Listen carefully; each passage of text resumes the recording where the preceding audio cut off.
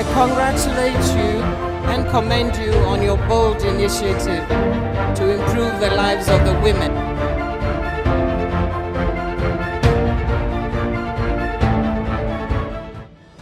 Hello and welcome to Women Power Politics. Listen, Ghana won election 2024, ushering in a new president and a new administration. And guess what? For the very first time in our history, we have a female vice president. So it's a good time for women in this country. And that brings us to this program where we try to encourage broader participation of women in leadership and in governance. Now, my guest on this episode is a woman trailblazer in politics, in corporate communication, in public service. She's done it all. She was the executive director for public relations and external affairs at the Public Utilities Regulatory Commission. I'm sure by now you already know who I'm talking about. She was also the general secretary of a political party, the Convention People's Party. My guest today on Women Power Politics, Yaa Jantuah. Now, newly appointed presidential staffer, or should I say senior presidential staffer. Thank you so much for agreeing to speak to us. You're welcome, sweetie. I didn't expect us to have this interview so soon. I've done it so many times. Yeah. Sometimes I even forget myself. First of all, big congratulations. Thank you very much. Yeah. You know, His Excellency John Dramani Mahama said he's going to include women, and women at all levels. I think that we even do the over 30%. We hope so. Right now they're about 27%. Yeah, 27%. So I know he's doing great, and I'm happy and privileged that he has found it worthy to bring me to his office to assist him in his work. And I am so grateful, and I'll do everything that I can within my power for him to succeed. And we will be here to support you. Yeah, thank you very much. And I know the media is always there to support me. And I'm so grateful to the media for not leaving me behind. And the media has always been with me. I'm a journalist myself, professionally I'm a trained journalist. And I am happy the way the media has walked and talked with me. Most people know you that way, from the media. Yes. It's either you're communicating for the commission, for the CPP, the party, or there's a topical issue that you're reflecting on, but we want to get to know who you are. The version of you that we didn't get to see. Right now we see you as Yaa Jantuah, big woman, PRLC, CPP, but before this, Oseka, there was a life. GIPC, So Free Zones Board. Okay, let's walk that journey with you. Where did it start from? At what point did you know that you wanted to get into public service? I wanted to go into politics as a young girl. I remember my sister, Mami Brago, always teased me and said that when I was 4 years old, I told her that I want to do politics. But the only thing I'm afraid of in politics is prison. Why prison? Because my daddy, who was a politician, was always in prison. It's either he says something that would annoy the government, he would step on somebody's toes. And I always saw him going to prison in one cell or the other, and I'll follow my elder siblings. I was the last born. I'll follow my elder siblings to look for him all over the place in Kumasi. So I enjoyed the politics, but I told my sister that I was afraid of the prison part of it. Thankfully, there's no prison now for politicians. Well, not as much as back then. Yeah, not as much as Is that what really inspired you? Your father's career in politics? Is that what inspired you? It was just in me to be a politician. As I was in public service, I felt very uneasy. That I always felt I'm in the wrong place. But thankfully, everywhere I worked, it was just like politics. Because you needed to deal with the myriad of stakeholders. You needed to deal with issues concerning people, especially in the PURC, where the politics there, it's greater than the politics in the party. because you need to deal with the TUC, this huge group, whenever you do tariffs and all that. I started working at the GIPC. Okay. That was in 1991. I worked with the Free Zones Board. I worked with Jerry Rawlings. Okay. My office was under the Office of the President. I worked with J. Kufuor. I worked directly under Aliyu Muhammad, the Gateway Project. Okay. I remember one day as a young girl, I was going to Kumasi, and I had to go and see my mom. Then I didn't know whether to go by transport, there were no planes then. So His Excellency Aliyu offered to take me because we had worked too late under the Gateway Project. We were dealing with some issues with investors, with Agua. I was also on the Agua team under the Free Zone Exports and all that. And he offered to carry me, and I didn't feel comfortable, but I needed to get to Kumasi. So when I got there very late, and my mother said, "Oh, how come you got here so, late? I have told you not to travel." I said, "Oh, His Excellency Aliyu gave me a lift." He said, "What kind of car will bring you so fast?" I said, "I came on his jet." And my mother said, "You are the only one who can get a lift on a plane." I mean, true story. Yes, true story. So I worked with all of them. I worked with J. Kufuor, who happens to be my uncle. I worked with Atamels, His Excellency Atamels. I always tell the story of when that was in PRC, that the World Bank and the IMF didn't want His Excellency Atamels to pay a subsidy for the low-income consumers within the tariff brackets. Okay. And which year was this? That was in 2010. We did a major tariff review, and he said, "Abasem, IMF World Bank on Tuaba, catch you there. I miss you on Tuaba." My na me campaign, me campaign, intimate subsidy. Because the condition was that they cannot, and I saw that as a very firm stand. I worked with him, and he was firm. People thought that he was a very nice sort, but when he said yes, it meant yes. And I worked with His Excellency John Dramani Mahama as the Vice President and as President. Okay. But of all the in what capacity when he was Vice President? Yes, we reported to the Office of the President at the PURC. Okay, great. So we worked with him, and as President, we continued working with him. And I always say that if there's anybody that we all enjoyed working with, it was His Excellency John Dramani Mahama. Yes. Okay. Yes, because he understood the tariffs, he understood everything, and he understood the sector, so that whenever you went to him, he asked questions, and by the time you leave, you would have learned so much. And he was the only person who was not very angry that we increased tariffs, because he understood what it is. And sometimes we had issues with the system, and he would say that they are just doing their work. I remember one day I was called to Colonel Larry Bevlola at his office, and I sat in the chair, and he said, you are causing trouble for us. And I said, no. I was with my boss, Mr. Sapon. I said, no, we have to looking at the indicators. This is what it is. I'm curious to know why eventually you left the PURC. After so many things happened. Politics? Yeah, politics. And you know, I think that God, looking back, God just took me out. Because there was the urge every time to go into politics, and I was always like holding back. Yeah. So when it happened, initially I thought that it was a dent.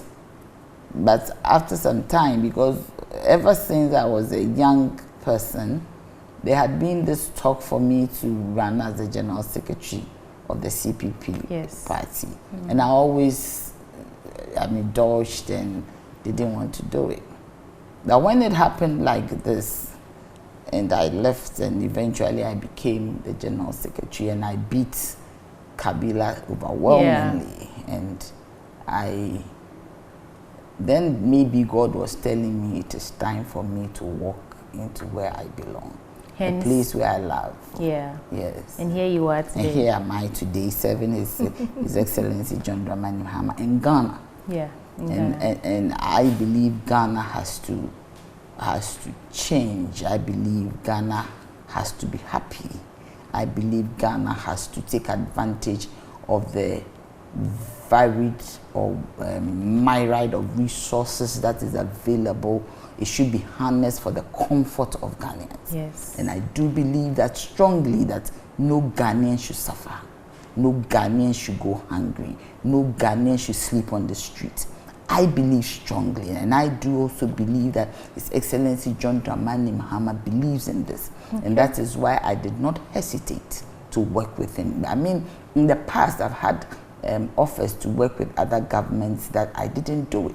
But I know. You had an offer which you rejected? Yes, so many times. But was the NPP part of those who made you an offer? Oh, we want to know. and so many times, but with this time I said, it is time for me to help him because I believe he believes that no Ghanaian should suffer. Right. What I'm hearing sounds as if because your father was in this career path, politics, the CPP, the name even, and then working with GIPC, going to PURC and all that, was it an easy journey for you? It sounds like the roadmap was clear. You just had to move from A to B, B to C, and then here you are today. Would you say it was a very smooth journey for you? It wasn't a smooth journey. I mean, I've gone through some very rough patches in my life. I mean, growing up even as a political child, I always say that those of us who grew up in political homes, sometimes we need to really have some help. Because you see your father, your mother today, the next moment you don't see them. Anything can happen at any time, and your mother, father would not come home. That must have been scary. Yes, it's scary. You see policemen, those days, military men raiding your home and all that. My father was also the PNDC secretary, for a minister for Ashanti region, the PNDC local government minister. And I mean, I lived with him in the residency. Today, when I see the residency run down like that in Ashanti region, I feel very bad because that was a place where I used to run around, and it was one of the places where it was revered in Ashanti region. And for the NPP to let it run down like that, it's a bit problematic. You said the NPP let it run down? Yes, yes. Well, the minister didn't put attention to it, to renovate it, to change it and to do things right. And it is where it is today. Okay. And I believe the new minister, the youngest, Dr. Amwakohene, I asked him, and he's putting in efforts to make sure that it is put in the right setting. That is a place where it's of glory to the people of Ashanti region. And I believe that every effort should be made to put it in good condition. So you had some challenges as a child whose parents were in politics, and you know all the scary things that you had to think about. But I mean, this is women power politics. As a woman, were there any significant challenges that you faced playing in that male-dominated field? And how did you navigate those challenges? I always navigate those challenges because I tell myself I'm stronger than the man. You are? Yes, I'm stronger than the man because when my most favorite stories in the Bible where Adam and Eve, that Satan tempted Eve before he went to Adam. Satan knew that if he was able to capture the heart of Eve, he would just deal with Adam. And that makes us women strong.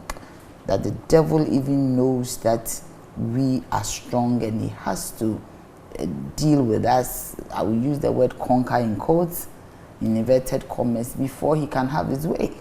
So God has put in us strength.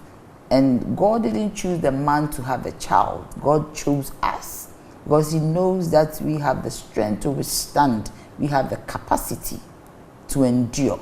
So I don't get scared. I am not afraid. I also am a Christian. And being a Christian, I believe in our Lord Jesus Christ. I believe in the blood of Jesus Christ. And I know that the blood speaks for me. So whenever I am scared, And whenever I don't have my way out, I ask the blood to speak. So your strategy to navigating the challenges that are unique to women in various sectors is your spirituality? Yes, my strength comes from the Lord. Because you need a backbone, and your backbone cannot be man. Your backbone can only be God. Okay. So I have my backbone. I know what I stand on. Okay. You get me? I spoke to some women, politicians, CEOs, on the last season of Women Power Politics, and most of them would tell you that politics is a murky game. Yeah. So would you say that spirituality is enough to actually tread these dangerous waters the way they describe it? Without God, you see, when you have God, you can tread anywhere. Okay. Every ground is a sinking sand. It's only God. I have tested him. I have gone through this for 27 good years, from GIPC to free zones to PRC to CPP to being COSECA, my spectra, everything. I have faced situations.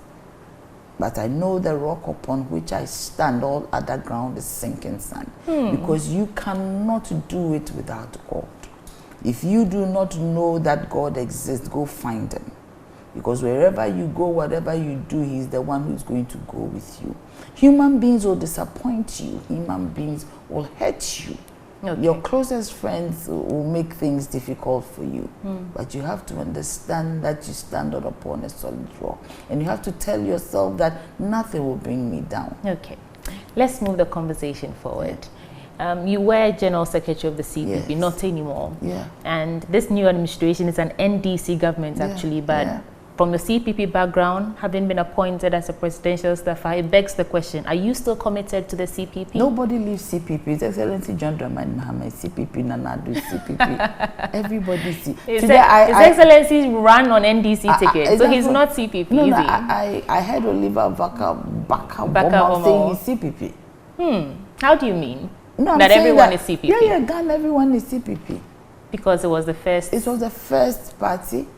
Everybody believes in Nkrumah, but at a point, like a river, you go different ways. But in your heart, you are still CPP. And if you see, people have been asking me, what about Parkwesi in June? Yeah. What about Akosa? They both came to CPP to run as flag bearers. If you are serving your nation, it doesn't even really matter where you serve.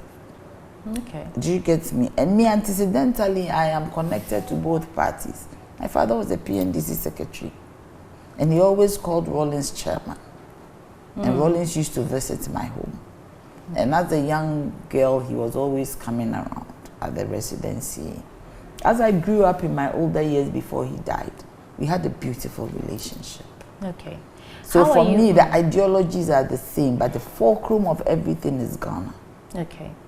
Does that mean you don't have plans to actually run on the ticket of the CPP, or is that still something that can happen? No, I'm now working to make for Ghana. This administration, yes, but I mean... I'm not looking at anything now. It's too early.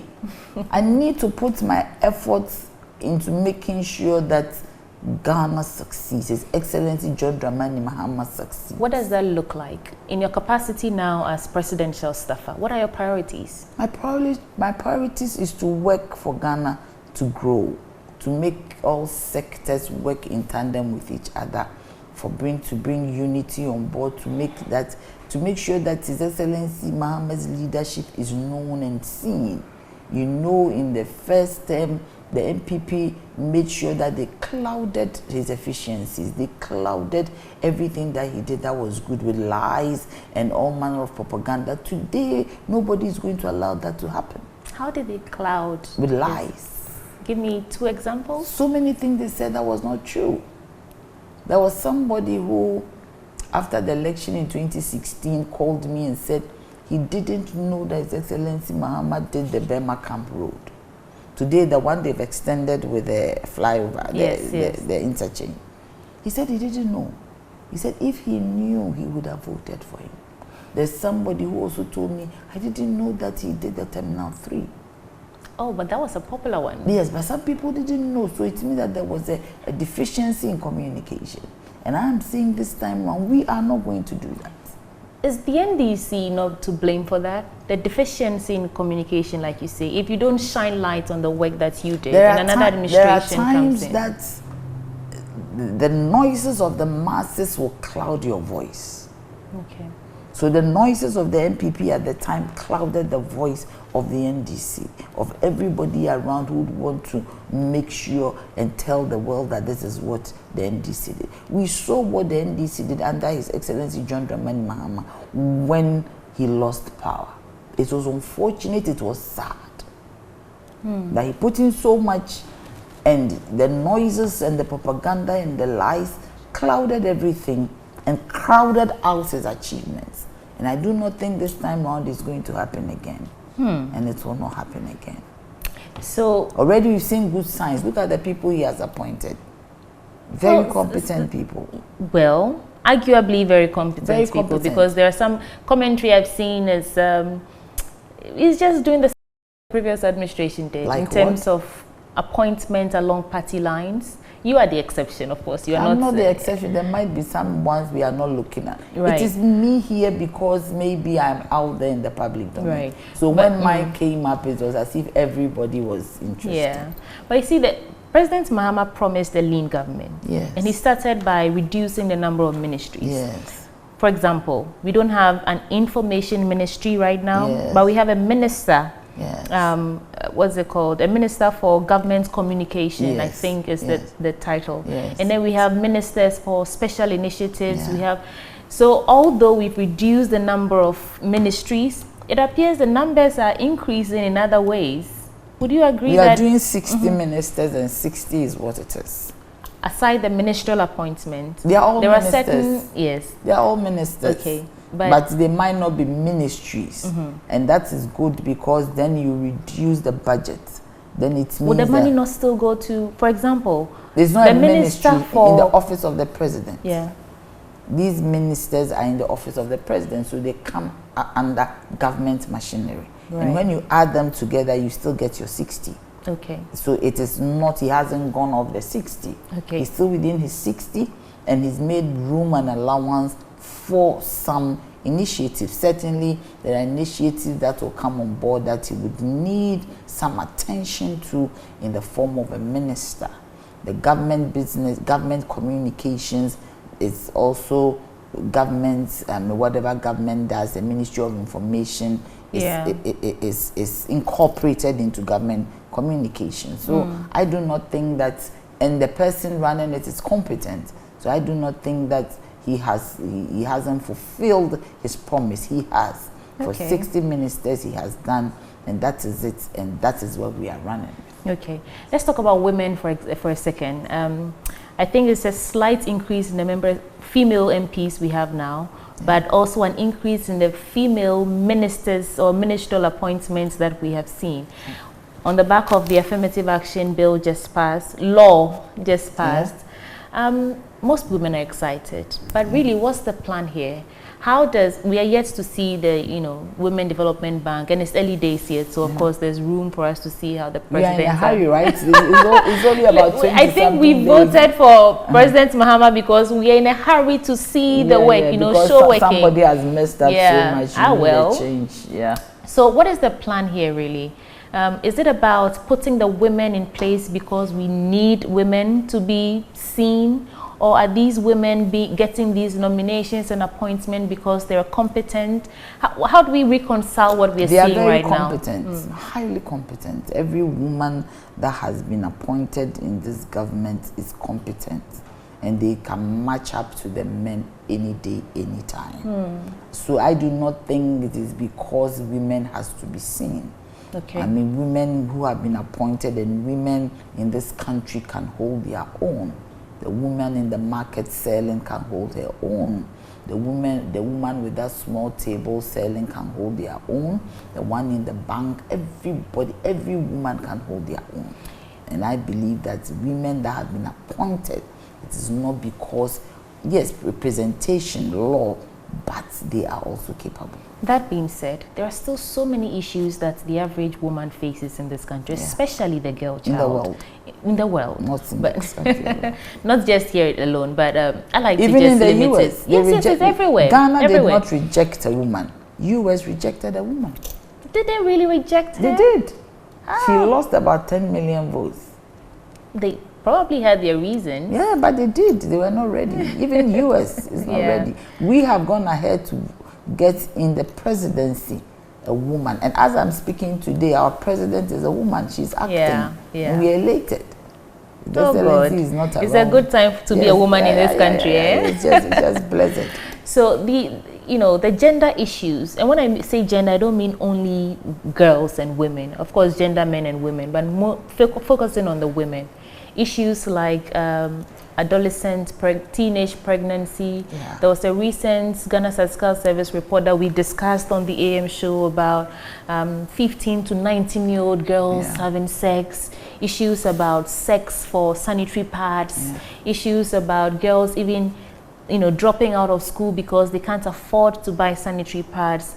What is your assessment of where we are as women? Granted, law, yes, nominations and appointments, 27%. Hopefully we get to 30% by the time this interview airs. What is your assessment of where we are as girls and women in this country? We are good. Are we? Yes, but there's the need for strengthening social protection. What would that look like? These are social protection issues that has to be looked at keenly. We need to find a way to structure our country in a manner that we can target some of these vulnerable young ones. And to be able to help them. That even if some of these sanitary pads are even taken out there, you should go to the right place.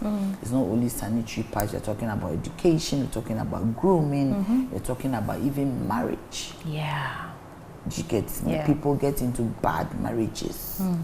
And it's all a social protection issue.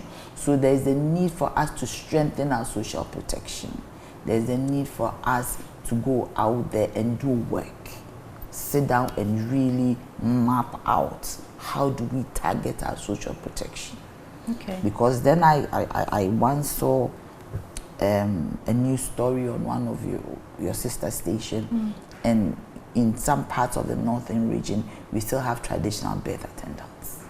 And I say that if you are pregnant and the child comes as a breech with his legs instead of his head, then that woman is already dead.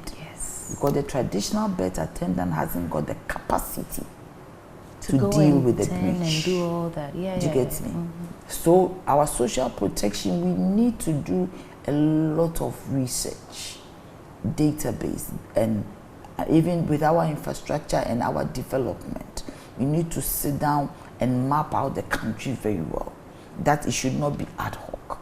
It should be well positioned, well targeted, so that I know that in the northeastern region of Ghana, they need hospitals here. People should work. We should tax the NDPC to do that kind of work. That in the western region, they need hospitals, they need roads. In remote areas, I remember when I was campaigning, I always said this, from Tamale to Salaga, there was not one health post. Not one. Yes. Has that changed as we speak? No, I'm talking that was when about you were campaigning. Years. Nothing's changed. No, to Golu, nothing. That's tragic. Yes. So I said that today, if I get an accident, and normally I did it with my driver, what will happen to me? So we need to, we should stop staying in Accra. We should let our district assembly decentralization work. As they go there, they get the DC and it's just, oh, I'm DC. No, it is work. They need to tell central government what is needed. Development at the grassroots is key. And that is when you say that you are affecting lives. That is when you say that Ghanaians are okay. But Nanaya, you started by saying that we are good. The question was about your assessment of us, women and girls. And you said we are good, but there's, there's so much work remains. We are good.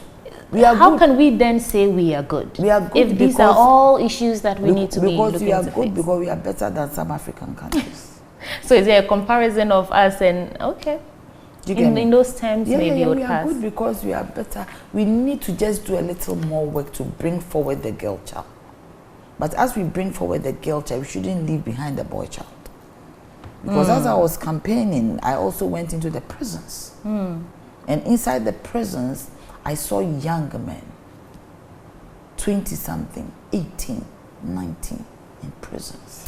Please hold right there for me. We need to take a quick break, and when we return, the conversation will continue. I know you're enjoying the conversation as well. This is Women Power Politics with me, Yaa Jantuah, and my guest is Yaa Jantuah, presidential staffer under this John Mahama administration. We'll be back in a bit. I congratulate you and commend you on your bold initiative to improve the lives of the women.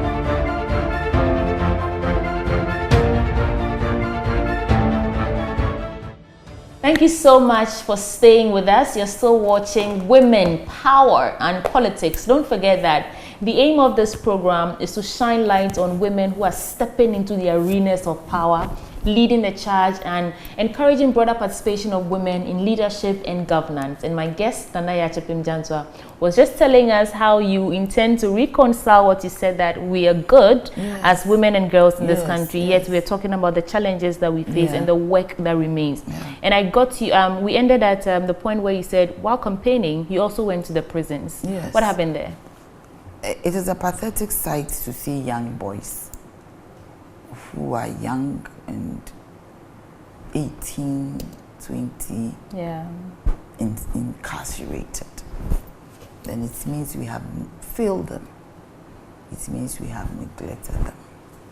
And there's a need for us to look at how to rein in parents, how to rein in these young people. And I believe the apprenticeship program will be able to help.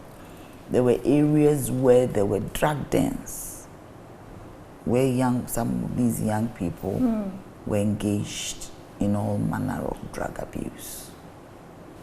Would you say the country neglects boys? Every time we talk about gender, women, in fact, every time we have a gender ministry, the minister is a woman. Have we ever, I don't recall any time where we've had a gender minister who's a man. Gender it's is almost both. As if, yes, but we forget that, I think. It's a Ministry of Gender, Women, Ministry of Gender, Children, Women and Social Protection. I don't know if the women is there, but Ministry of Gender and Children and Social Protection. Children are boys and girls. Gender are men and women, female and female. But do we focus on men? No, we don't. There's a need for us to focus on men. Why? Why has that been our narrative? The boy child is endangered. Because women, we don't have that kind of social support. There was a concerted effort to ensure that women are also brought at par. But in doing that, we forgot the man behind. There it is. And there's a need for us to come back and put all of them on the same pedestal. No matter how much an activist you are, you cannot live without a man. Unfortunately, what that does is it makes the work half. Because you can't really fix the issues or the gaps in gender issues if you're only focusing. You can't only empower the women. I mean, who's going to empower the men? You look at the prisons in Ghana and you ask how many women are there, 32. The men 1,600. Anyway. The women, how many? 54. The men 2,000. So the point is that we need to bring on board our men. And I believe that the Women and Gender Minister should look at how he can bridge this gap. It is key. As we look after the women, we should look after the boys. And I think that this affirmative action should be able to have a secretariat in the office of the gender ministry. Then they should have enforcement officers to ensure that it is adhered to, and that ministries, departments, and agencies should have gender desks as stipulated, to make sure to take it, not just a desk for somebody to take money and salary at the end of the month, but to ensure that the tenets in the affirmative action law is implemented. I also want to say that, pleading with His Excellency John Dramani Mahama to reserve 30% of projects, government projects, for women, to help empower them. Because you see, when the men leave the trajectory of adolescence, they become more empowered than the woman. Yeah. And that is where we always look at. We don't look at the end, the lower side, as the boy is growing up. But that is where we should look at. Yeah. When immediately they pass, they are able to successfully go to university and pass that stage. Seldom will you find them misbehaving. Yeah. But how to get there is the problem. Yeah. Because we have social issues. Single parents, a woman without a husband. Yeah. She's alone looking after that boy. They might not have a good place to live. And at the end of the day, the boy falls in the hands of a male mentor who decides to redirect the boy's life in a bad direction. So the work remains is great. There's a lot of work we need to do. Our social protection net has to be reignited. Okay. Let's move forward and talk about pertinent social and developmental issues in the country now. You were one of the vocal people during last year's uproar against Galamsey. Yeah. First point under this administration that I think is a blot is that we missed Galamsey in the president's inaugural speech. It's been more than 2 weeks now since this administration took over, and we haven't actually seen anything that comforts the Ghanaian that we have this issue at heart and we are going to tackle it head on. It was just yesterday that I saw that Nanama Brown-Kluche, the new EPA boss, issued a statement saying that all mining activities, legal or illegal, near and on water bodies should halt with some consequences. Would you say that this new administration, be that as it may that it's early days yet, do you think that they're tackling Galamsey the way we expected them to do, being one of the things that I think was the reason we voted out the NPP His government? Excellency John Dramani Mahama will fight Galamsey. Okay. And it is only about 23 days. Yeah. And his ministers are not even in place.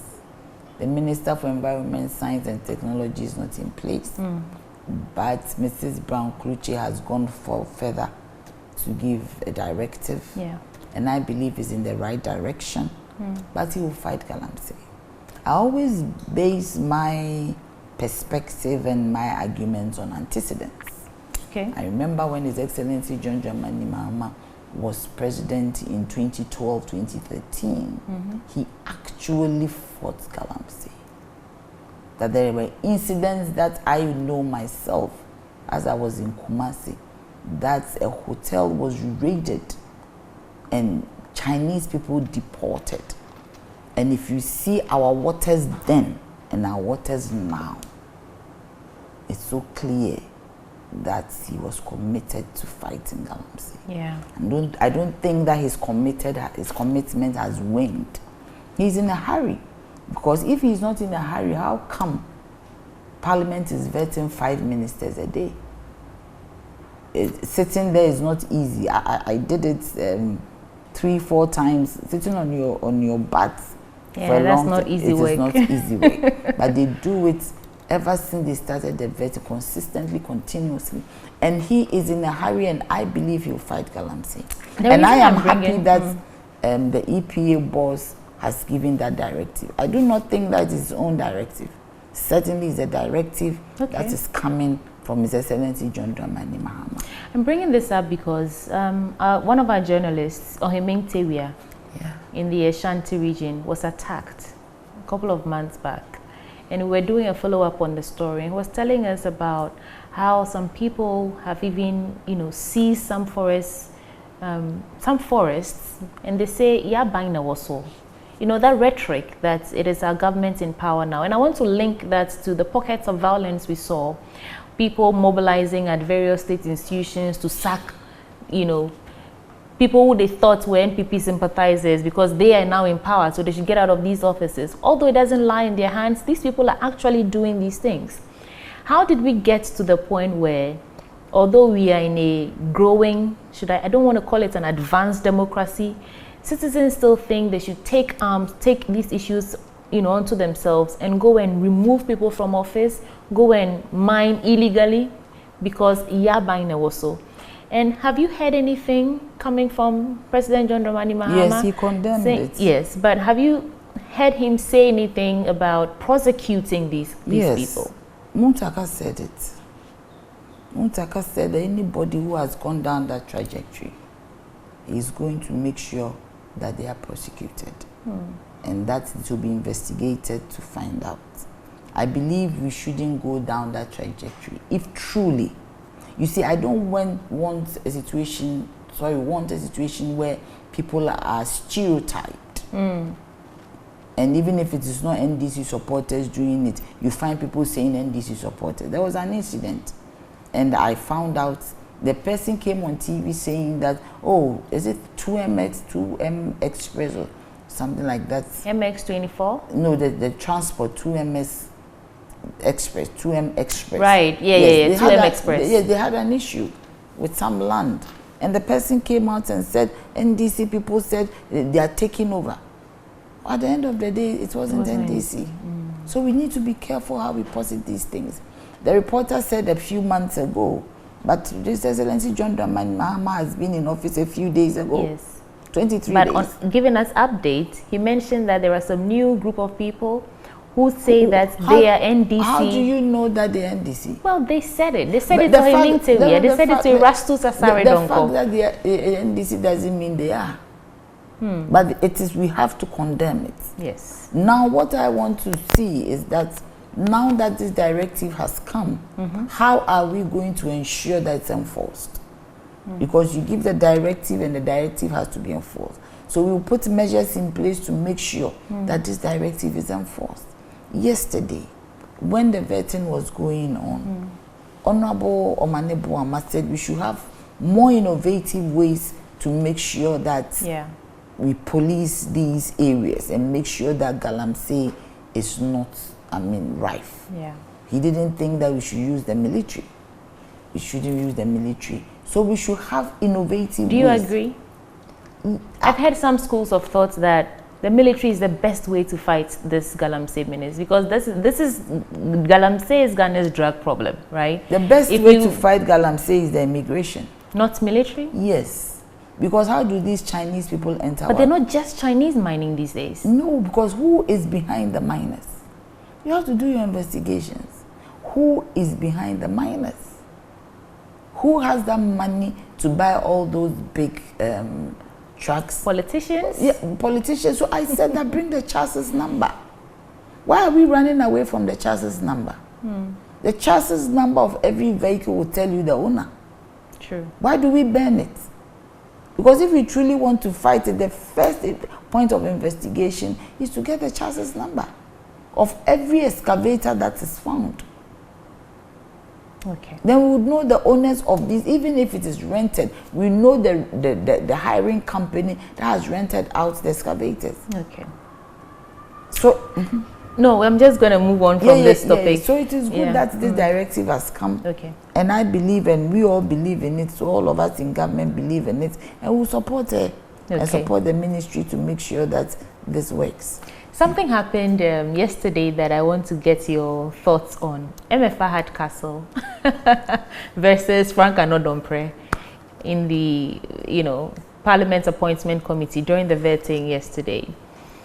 And here are my thoughts. I think if it was between two men, everybody would have just condemned or said whatever they wanted to say. But Fahad Castle being a woman, and then Frank Anodompre, most people are saying she shouldn't, no matter what happened, she shouldn't have stood up for herself and called him and said things like, don't be silly. And other people are saying that Frank Anodonpre tried to bully her, you know. So it's two sides of the argument. Where do you sit? Today somebody said that she should not have behaved that way, especially that she's a woman. What does that even mean? She hasn't done anything. She has apologized. Yes. When she entered parliament, nobody gave her standing orders that if she's attacked, she should not speak. You understand? They said it is parliament, but they fight in parliament, don't they? We throw chairs in parliament. Yes, when the men fought in parliament, nobody said anything. Exactly my point. But because she's a woman. Yeah, she's a woman, she stood up to the man. But she has apologized, so let it be. But I want to know what you think. Should she not have responded to Frank Anodonpre? She didn't say anything. She said micro-minority.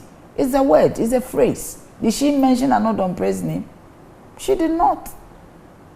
If she said Honorable Anodonpre micro-minority, she said micro-minority. It is a phrase, a sentence. But the Speaker of Parliament has condemned that phrase. In fact, when he said it at some point that started the whole controversy in Parliament, he retracted and said, okay, he was wrong and nobody should say that. And so Emefa had Castle. Emefa is not a parliamentarian. But she must have heard. No, when the Speaker condemned it, she was not there. Right. Do you get me? So it is a phrase. She is not a parliamentarian. She is an ordinary Ghanaian coming to support. Yeah. I was there for a while. I couldn't stand the time that was wasted. So I had to leave. Do you understand me? And if we had to go through all this and today Vomawa is just being asked to apologize, then why did we go through all that problems? All the time? Because I was there to support my person, that is the Ashanti person who was nominated Ken to Western Housing. I was there for the regional minister. I was there for Muntaka. I was there for a few people. And I was there for he and Honorable Mane Buama. But I had to leave. So the point is that MF, I don't know her, but I don't think we should. Somebody even said that she should be sacked. I said then the men who fought on Parliament ground, they should all go. I think it's water under the bridge. We shouldn't worry her. Maybe now she knows standing orders. I mean, she's learned the standing orders that when you are in Parliament, you don't say certain things. So let it be and let it go. She's a woman. So that's that. Yeah. Well, the other thing I want to ask you. We spoke a lot about how the economy was bad, how our economic messiah failed us. I'm talking to Dr. Mahmoud Bawumia, which reason Ghanaians voted him out of power and all that. President John Dramani Mahama is starting this 24-hour economy policy as the game changer for all of us. I want to get your understanding of how this is actually going to transform our economy. What does it even mean, 24-hour economy? And how should that even excite us, ordinary citizens, hearing the president say 24-hour economy, that is the way to go? You are now part of this administration. What is your understanding of it, and how can you break it down for young people watching this right now? My understanding of the 24-hour economy is that the economy will roll 24 hours. That any particular time that you want a certain kind of service, 24 hours, you will get it. And it's also increased productivity because, for instance, if I am a dress designer and I sew clothes, hitherto I would close at 5 o'clock. But if there's a 24-hour economy with all its security and all the attendants, the word is not coming, but everything that will be in place, security, the machinations for everything, electricity, light, everything, I could employ more people. I'm glad you said that. How long till we have all those systems in place and then we actually, mind you, President John Dramani Mahama has only 4 years. It's not only. Well, he as a president. Have you seen what he did in 4 years? His first term, he didn't even have 4 years. He had 2.5 years. Because 9 months he was in court, and 6 months he had to campaign. But it's 4 years, as we know it. We voted him. He's in power right now for 4 years, and then we may go. I said 2.5 years. He did marvelously well. But Anaya, hospitals. Is 4 years enough to turn the economy into a 24-hour economy? The man knows what he. I mean, I'm surprised. If you want to turn 24-hour economy, for instance, I always say that it's public and private. If I'm an Uber driver, And then I reckon that people are going to work at the Free Zones Board because investors should get their license. People are going to work at the ports because I need to clear my goods 24 hours. People are going to DVLA to work because I need to renew my papers. And I'm an Uber driver. Immediately, nobody will tell me that I should start working 24 hours. Or there's the market. Okay. Do you get me? Yeah. All we have to do as we produce agribusiness, exports, we need to have a collaboration with our neighbors, which have a big market like Nigeria. You remember Bola Tinubu said he's close by. Nigeria is a big market. Yeah. We can use Nigeria as a springboard. His Excellency John Dramani Mahama, when he was giving his inaugural speech, talked about the BRICS, talked about the G20, and talked about the G7? The G7, said the G20. Okay. The G20 and their share of global GDP. After he has added the G20, added the BRICS, it was left with 23%, which has not been captured. With a 24-hour economy, Africa and Ghana can capture, if we're able to capture even 15% of global GDP, we are good to go. Looks like President Mahama enjoys or is enjoying a lot of diplomatic goodwill. Yeah. He's enjoying Ghana goodwill too. Yeah, but as we speak, he's in Kenya. Yes. And it's interesting to see how people welcome and receive him. Yes. How does that translate into bettering the lives of the ordinary Ghanaian? No, it means that he's ready to put Ghana on a certain trajectory.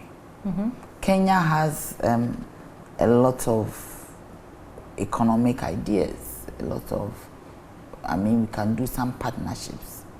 And I remember when, I don't know what has happened to the Ukraine war, if Donald Trump has ordered Putin to stop it. Not that I don't know, but I do know that the Gaza-Israeli war is over. Well, they've agreed to some peace terms since 15 January, and so they're rebuilding as we speak. Okay. Yeah. So the point is that when the war was at height, Kenya was exporting water to Ukraine. Ghana was begging grain from Ukraine. So it is clear. Grain? Yes, grains from Ukraine. Sometimes when you hear these things, Ghana. Yes. But your daddy's Ghana. Come in Kume's Ghana. But Kenya was what? Bringing water to Ukraine. So with such an African partnership, with the AU in mind, the model of the AU is what the EU has used to develop. So His Excellency John Dramani Mahama is on the right track. Is he trying to become another Nkrumah? No, he will be another Nkrumah. He will be is a this modern day all Nkrumah. part of our Pan-Africanist, our quest to, I told you he's CPP at heart. He will be the Nkrumah that we are wishing to see. Okay. Yes, of course, he's a human being, but he will be the Nkrumah. We should give him time. Okay. We should give him time. We shouldn't cloud and crowd him out so much. We should give him time, and we'll see what Ghana will be. As we are winding down on the conversation, I'm curious to know what key lessons from all the various roles you've had, from GIPC, working closely with the former presidents, you mentioned Rawlings, you mentioned Kufu, all of them actually, to PULC, General Secretary of the CPP, and now in your capacity as presidential staffer. What key lessons are you taking from all these roles into your current role? As a woman, you need to be strong. You need to stand up to opposition. Okay. As a CPP, I learned a lot. And strength is key. Sometimes you might be faced with some situations that would ruffle you a bit. But I have learned that you have to be strong. You always have to have God with you. You see, I remember when I was incarcerated at the BNI, when I was at the PRC. You were what? Yes. And No, but now you can't just mention that in passing. Come on. What happened? I've said this so many times. Yeah, but what happened? No need for me just briefly. You were incarcerated? Yes, at the BNI, because they said they made me actually write a statement that I made a call to His Excellency John Dramani. I've said it so many times. Okay. And as I laid on that floor, almost the bare floor, I started binding and I started losing. I was angry, but I didn't put on the strength within me. But then I heard a voice telling me, instead of you binding and losing, pray that somebody would remember where you are and ask, where are you? So that you'll be taken out of here. So I prayed. I logged into in the bars with the sun rays coming in, and I said, God, as you have spoken, let somebody know where I am. Stay there a day or two. The second day, I was walking in the yard, my small yard of a caged place, and they mentioned my name. Oh. And I said, they are taking me to a worse place. Because at that time, I had built strength. I had built capacity. And I said, as they've called my name, maybe they are taking me to Nima police station cells or somewhere. So I came to the the bars, and I held and I said, who needs me? They said, are you Nanaya? I said, yes. He said, come out. So I said, why should I come out? He said, you have been bailed. Oh. So at that point that they called my name, I thought they were going to take me somewhere else. But I built capacity. I built capacity because I prayed. And people will ask, oh, but you should never stop praying. God said, the Bible says that you should pray without ceasing. Yeah. That is the only thing. You see, even one sentence. And you should always remember that God loves women. And He's always with us. Yeah. And because you see, God said that you are the helpmeet of the man. If you are not stronger than the man, God saw the man walking in the garden and He said, this one needs somebody. So we are stronger than them. We need to take our place. Yeah. We need to take our position in society. I really like that. So as I know that you are anchored in God and spirituality. Yes. You said it from the beginning, and now we are ending with that. But what sets you apart, as briefly as possible? What makes you Yaa Jantuah? What makes you you? You have to tell me. I don't know. What do you think? I don't know. What makes you you? You started by saying that you're stronger than a man. Yeah. You know, where did you get that? What about your life gave you that inference of yourself? My daddy always made me understand that this world is not an easy place. I always tell the story where somebody beat me up in class 1. And I ran home. My school, Royal International School, was very close to my house. Oh. So I ran home, and the thing that I couldn't do as a child was to cross a gutter. Even today, I find it very difficult to cross a gutter. So my daddy used to take me to school, cross the gutter with me. But this time around, when I was beaten, I crossed the gutter. So I went home and I told my daddy that somebody has beaten me. My daddy just looked at me and said, stupid girl. Somebody has beaten you, you are coming to me. I will not live in this world forever. You have to be strong as a woman. Go back, beat the person.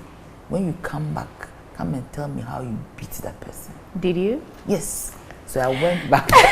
And I beat the person to pulp. No way. And my teacher beat me to pulp. And when my teacher was beating me, I did not cry. Because my daddy said I should be strong. Yeah. So all my life, I decided to be strong. I have walked certain trajectories of life that most women wouldn't want to. And that makes you Yaa Jantuah. Thank you so much for the time, for the interesting conversation, insights, background, and all of it. I've enjoyed myself, and I hope you have too. I hope when we get to sit and chat again, maybe you'll be running for the office of president. Oh, silence means consent. Thank you so much for watching. I'm Sweetie Abochi. If you missed it on TV, you can watch it on all social media platforms, especially on YouTube for the Joy News channel. Thank you. See you again soon. Bye for now. I congratulate you and commend you on your bold initiative to improve the lives of the women.